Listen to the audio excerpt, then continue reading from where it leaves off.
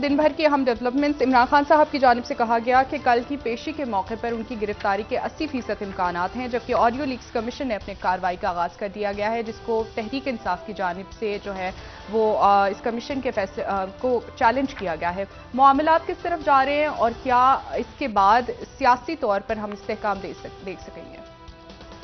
देखिए जी, कल इमरान खान साहब की पेशी है और उनकी अहलिया की भी पेशी है, और इमरान खान साहब ने कहा है कि 80% इम्कान हैं कि उनको गिरफ्तार कर लिया जाए। ये भी है कि नहीं किया जाए, क्योंकि इस्लामाबाद में अभी तक यहाँ पे ऐसा कोई ख़ास सिक्योरिटी अलर्ट नहीं हुई। अब उसकी वजह ये भी हो सकती है कि बहुत बड़ी तादाद में चूँकि उनके रहनुमा और कारकुन गिरफ्तार हैं, तो शायद उस तरह का मंजरनामा ना बने जैसे पहले था।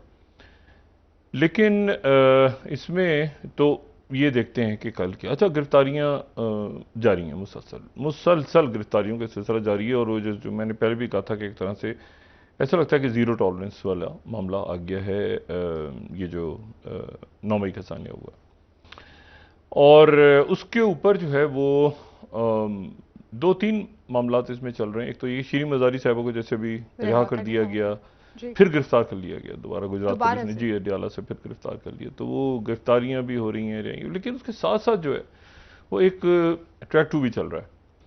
और ट्रैक 2 जो है वो चल रहा है तहरीक इंसाफ की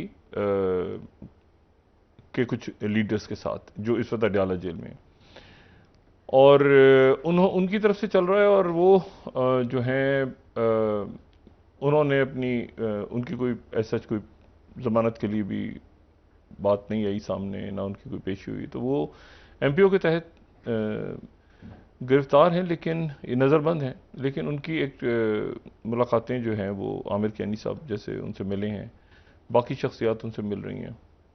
और एक बात यहाँ इस्लामाबाद में ही चल रही है कि माइनस इमरान खान, जो इमरान खान साहब की वजारत उज़्मा के दौर में भी बात चलती थी हमेशा, और इमरान साहब ये कहते थे कि मुझे हटा के किसको लाओगे, और वो कहते थे कि वो ये अब कोई मेरे ख्याल से एक बड़ी ऐसी बात है जो हर एक हम बहुत दफ़ा डिस्कस कर चुके हैं।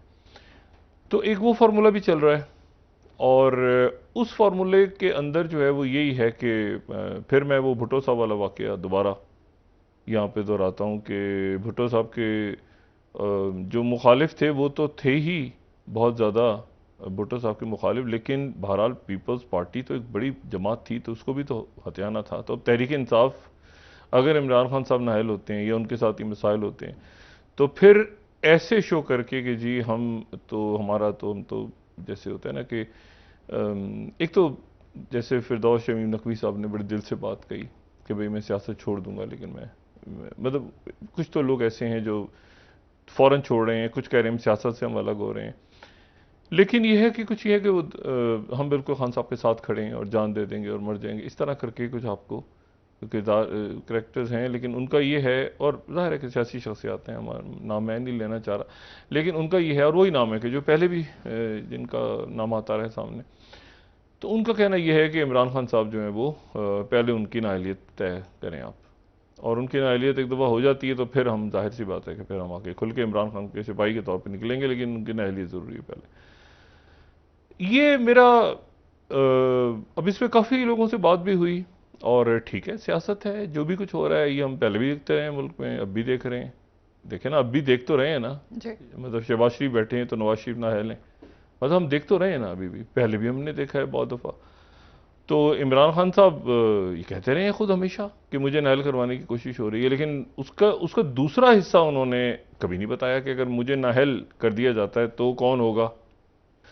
तो वो फिर दरमियान में ये बात भी चली शायद कि वो मुख्तलिफ नाम चलते रहे, मैं नाम नहीं किसी का लेना चाह रहा, लेकिन ये सवाल इमरान खान से पूछा भी गया कई दफ़ा इमरान साहब, तो कि आप अगर नाअहल हो जाते हैं तो आपकी जगह कौन होगा। तो अब आप देखें ना कि जब नवाज शरीफ साहब नाअहल हुए तो उन्होंने ये कहा कि मेरी जगह जो है वो मरीम नवाज साहबा संभालेंगी। लेकिन मरीम नवाज साहबा को जो है वो पार्टी में है तो सही वो मरीम नवाज साहबा, लेकिन अगर आप उनको देखें यहाँ पे इस्लामाबाद की जो पावर कॉरिडोर्स हैं, तो मरीम नवाज साहबा को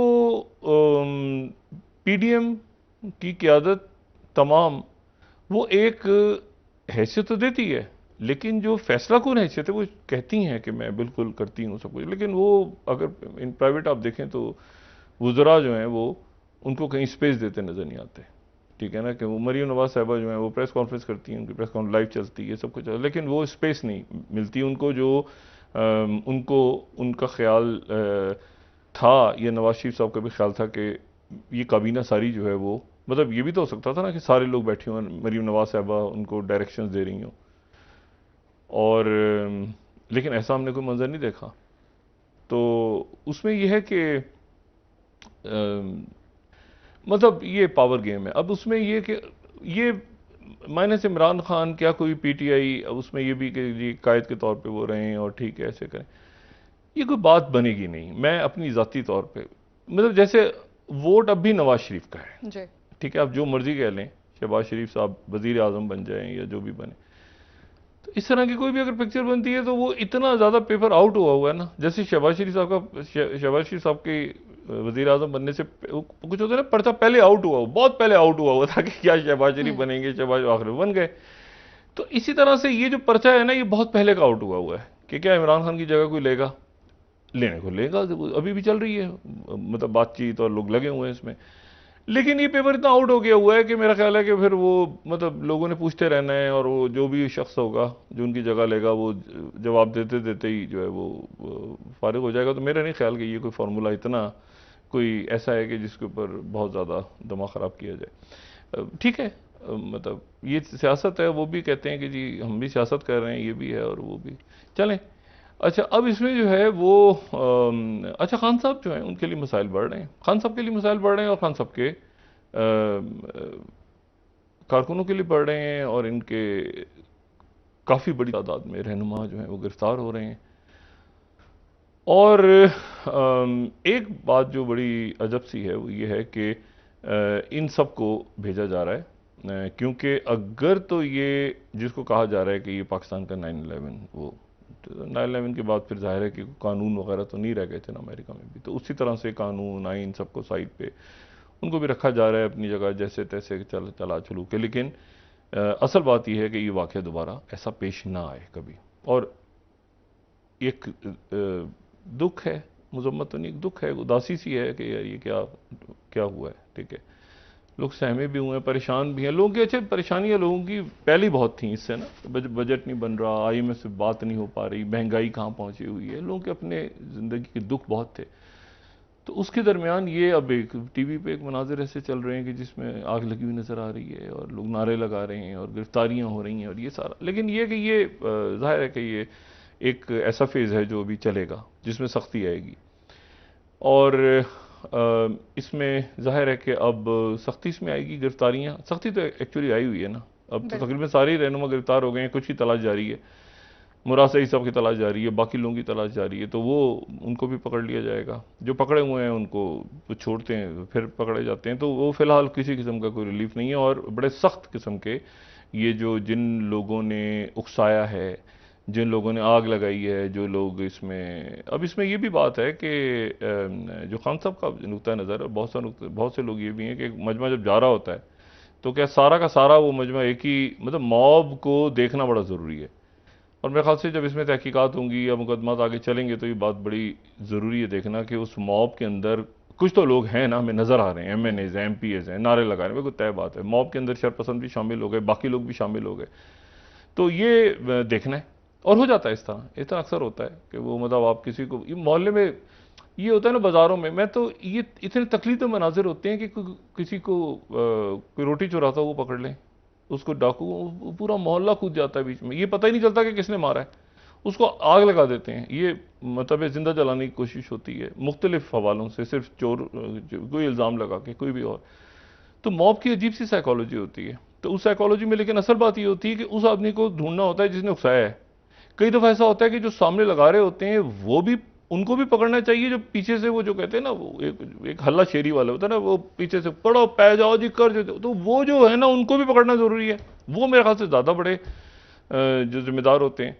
तो ये, और इसमें कोई बेगुनाह ना बीच में फंस जाएंगे जो तमाशा देखने के लिए खड़े हुए हैं। मैंने तो ये वाकया एक सबसे पहले यानी पाकिस्तान में आने के बाद जब मैं यहाँ पर आया हूँ, ज़ाहिर है शुरू के काफ़ी साल तो मीडिया में रहने के बाद बाहर, लेकिन यहाँ जब मैं आया हूँ तो यहाँ आने के बाद जो पहला मैंने इस किस्म का एक बदकिस्मत वाक़या खुद रिपोर्ट, और मुझे समझ ही असल में नहीं आ रहा था, तो मैं गया वहाँ जाके। फिर उस वक्त पाकिस्तान पीपल्स पार्टी की हुकूमत थी 2011, 10 या 11 की बात है शायद ये। तो सियालकोट में वाक़या पेश आया था दो भाइयों का।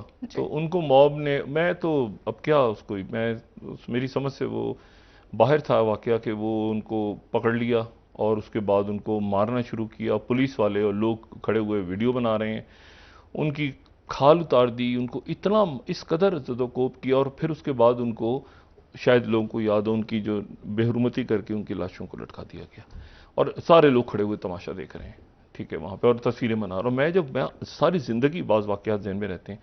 जब मैं अगले दिन वहाँ पहुँचा तो वहाँ पर एक तो फिरदौस से आशिक अवान साहबा उस वक्त जीती हुई थी वहाँ से। ख्वाजा आसिफ साहब का इलाका नहीं था ये, फिरदौस आशिक अवान साहबा का इलाका था, सियालकोट का। तो मैं वहाँ पे गया तो ताज़ियत, ज़ाहिर है लोग आ रहे हैं जा रहे हैं। तो मुझे 10-11 साल का बच्चा मिला बाहर। तो वो मुझे कहता है कि आप मीडिया से हैं। मैंने कहा जी। मैंने कहा, तो बहुत सारे बच्चे खड़े, वो जी ऐसा है कि जी मेरे पास एक चीज़ है। तो मैंने कहा जी क्या चीज़ है बेटा आपके पास? तो मतलब मैं, वो ज़ाहिर रश था तो मैं निकलना चाह रहा था। तो बच्चा कहता मुझे 2 मिनट दें, आप बड़ी काम की चीज़ है, काम की चीज़। तो मैंने कहा क्या बेटा बताओ? कहता है ये देखें, ये मैंने खड़े होकर वीडियो बनाई थी। तो मैंने उस बच्चे की शक्ल, 8-10 साल का बच्चा हो, कहता है ये जो है ना वो चैनल वाले मुझे इसके 8,000 रुपये दे रहे हैं, लेकिन मैं आपका बड़ा, वो इसी तरह करके उसने बात की, मैं आपको बड़ा देखता हूँ तो आप ऐसा करें कि 6,000 रुपये मुझे दें तो मैं आपको ये वीडियो दे देता हूँ। तो मैं उस बच्चे को, मैं हैरान होकर देखने लगा। मैंने कहा ये क्या, ये मतलब ये क्या कैसे हो रहा है कि ये बच्चा, छोटा बच्चा जो है, ये खड़ा होकर वहाँ पे इस पूरे मंजर में ये खड़ा होकर वीडियो बना रहा था। अच्छा वो कर भी क्या सकता था, वो बचाने आता था उसको भी मार देते, लेकिन वो वीडियो बनाता रहा। मतलब ये भी नहीं कि उसको एक देख के उसके दिमाग में हो कि मैं ये देख नहीं सकता, वो खड़ा होकर वीडियो बनाता रहा। छोटा, ये हमने अपनी नस्ल को इस हम नहज पे ले जा चुके हैं इस माशरे में, ये ज़हन में रहे बात।